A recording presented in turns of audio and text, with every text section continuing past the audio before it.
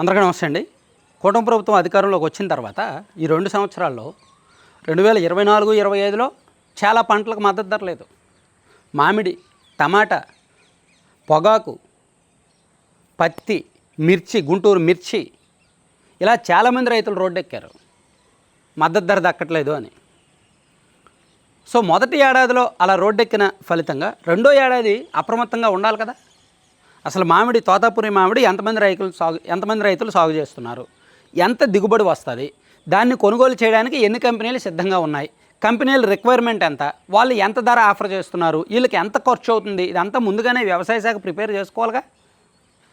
So last year already నష్టం జరిగినప్పుడు, రైతులకు నష్టం జరిగినప్పుడు, ప్రభుత్వానికి చెడ్డ పేరు వచ్చినప్పుడు ఈ సంవత్సరం అలర్ట్గా ఉండాలా లేదా, మంత్రి గారు రివ్యూ చేయాలా లేదా. ఏమయ్యా చిత్తూరు జిల్లాలో తోతాపురి ఎంతమంది రైతులు వేశారు, ఎన్ని కంపెనీలు ఉన్నాయి, కంపెనీలకు ఎంత కావాలి, వీళ్ళు ఎంత పండిస్తున్నారు, సో రేట్లు, ఇదంతా ముందుగా జాగ్రత్తగా ఉండాలి. లేదు, అందుకే ఈ సంవత్సరం మళ్ళీ తోతాపురి రైతులు ఒక నెల రోజుల నుంచి రోడ్డెక్కారు.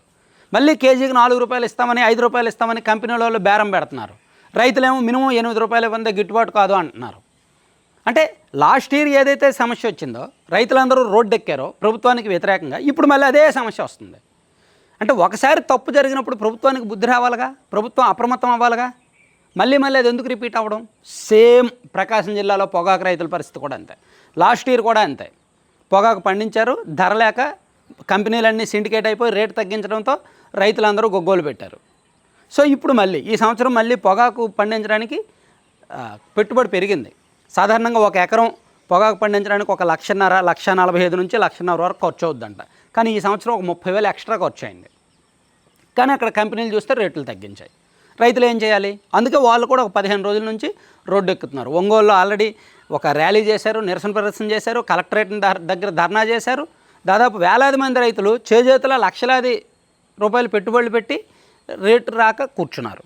సో ఇది కూడా ప్రభుత్వ వైఫల్యమే. ఎందుకంటే లాస్ట్ ఇయర్ కూడా సేమ్ ఇదే సమస్య వచ్చింది. అప్పుడు ఎమ్మెల్యేలు కొంతమంది ఫైట్ చేయాల్సి వచ్చింది రేట్ ఇప్పించడానికి. కంపెనీలన్నీ సిండికేట్ అయిపోయినాయి. ఈ సంవత్సరం బుద్ధి రావాలిగా. అరే కంపెనీలకి ఎంత రిక్వైర్మెంట్ ఉంది, రైతులు ఎంత సాగు చేస్తున్నారు, ఈ దిగుబడి ఎంత వస్తుంది, ఇదంతా కూడా మ్యాచ్ ముందుగానే మాట్లాడుకోవాలి కదా. అసలు కంపెనీలకి రైతులకి ముందుగానే అగ్రిమెంట్ జరగాలి.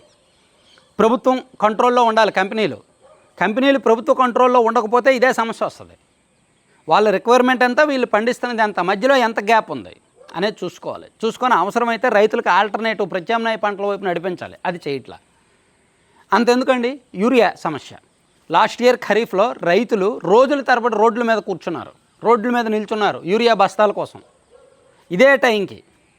మళ్ళీ ఈ సంవత్సరం సేమ్ అదే సమస్య. దానికోసం ఒక మొబైల్ యాప్ తీసుకొచ్చారు. అడ్వాన్స్గా బుక్ చేస్తే టోకెన్ నెంబర్ వస్తుందన్నారు. ఆ నెంబర్ తీసుకొని ఆర్బీకేకి వెళ్ళాలన్నారు. కానీ ఇప్పుడు నెంబర్ రావట్లేదు, యాప్ సరిగ్గా పనిచేయట్లేదు, యాప్లో స్క్రీనింగ్ అవ్వట్లేదు, చాలా సమస్యలు వస్తున్నాయి. అంటే ఇక్కడ నాకెందుకో వ్యవసాయ శాఖ మంత్రి గారు సీరియస్గా తీసుకోవట్లేదేమో అనిపిస్తోంది. ఈ సమస్యలు అంటే నేను తప్పు ఒకసారి జరిగితే తప్పండి, అదే తప్పు రిపీట్ అయితే బుద్ధి లేనట్టేగా, దాని మీద ఫోకస్ పెట్టినట్టేగా. సో మానవ సహజం, తప్పులు జరగడం అనేది మానవ సహజం. కానీ పదే అదే తప్పు రిపీట్ అవుతుంటే మానవ వైఫల్యం. సో ఇక్కడ వైఫల్యం కనిపిస్తోంది. ప్రభుత్వంలో వ్యవసాయ శాఖలో వైఫల్యం కనిపిస్తోంది. మంత్రి గారు కాస్త సీరియస్ అయ్యి, ఎందుకంటే ఇది సీజన్, వ్యవసాయ శాఖకి ఇదే సరైన సీజన్, ఇవన్నీ దిగుబడులు వచ్చే టైం ఇది. ఇక్కడ నుంచి ఒక 2 నెలల పాటు ఖరీఫ్ సాగు రైతులు నిమగ్నమై ఉంటారు. సో వాళ్ళకి నీళ్ళేంటి, వాళ్ళకి విత్తనాలేంటి, ఎరువులేంటి, యూరియా ఏంటి, ఇవన్నీ కూడా చూసుకోవాలి కదా. ఎప్పటికప్పుడు రివ్యూలు పెట్టాలి, ఫీల్డ్స్కి వెళ్ళాలి, అధికారులను కలుపుకోవాలి, కలెక్టర్లను అలర్ట్ చేయాలి, ఇదంతా జరగాలి. కానీ జరగట్లా, నాకైతే కనిపించట్లా. మేబీ రివ్యూలు చేస్తారు, ఒక మంత్రిగా రివ్యూలు చేయడం సహజమే, కానీ దాని రిజల్ట్ కనిపించట్లేదు అంటున్నా. దాని రిజల్ట్ నిజంగా ఉంటే ఇలా ఉండదుగా రైతుల పరిస్థితి. సో లాస్ట్ ఇయర్ అదే జరిగింది, ఇప్పుడు అదే జరిగింది. దీనివల్ల అంతిమంగా ప్రభుత్వానికి లాభమా నష్టమా? ప్రభుత్వానికి నష్టం జరుగుతుంది. చేజేతుల ప్రభుత్వాన్ని మీద చాలామంది రైతులు వ్యతిరేకంగా ఉన్నారనమాట, బికాజ్ ఆఫ్ దీస్ రీజన్స్.